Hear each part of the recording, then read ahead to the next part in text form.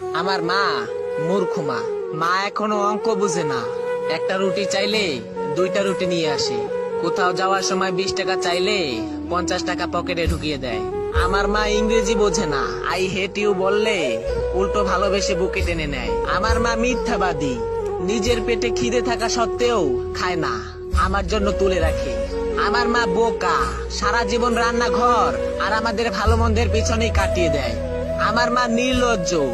কতবার বলি মাকে আমার জিনিসে হাত দিবে না, তবুও মা নিজের হাতে আমার এলোমেলো জিনিসগুলো গুছিয়ে রাখে।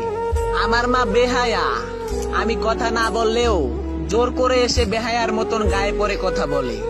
রাতে ঘুমের ঘরেও আমাকে দরজা দিয়ে উকি মেরে দেখে যায়। আমার মায়ের কোনো কমন সেন্স নেই। প্লেটে খাবার কম দেখলে কেমন জানি করে। খোকা, খাবার এত কম কেন, এই বলে প্লেটটা ভর্তি করে দেয়। এত খাওয়ার পরেও মায়ের চোখে যেন আমি কতদিনের না খাওয়া। আমার মা কেয়ারলেস। নিজের কোমরের ব্যথা পিঠের ব্যথায় ধুকে ধুকে মারা গেলেও কখনো ঔষধের কথা বলে না। অথচ আমার একটা কাশিতে তার দিনটা যেন উলট পালট হয়ে যায়। ডাক্তার, হাকিম, কবিরাজ সব এক করে বসে। আমার মা আনস্মার্ট।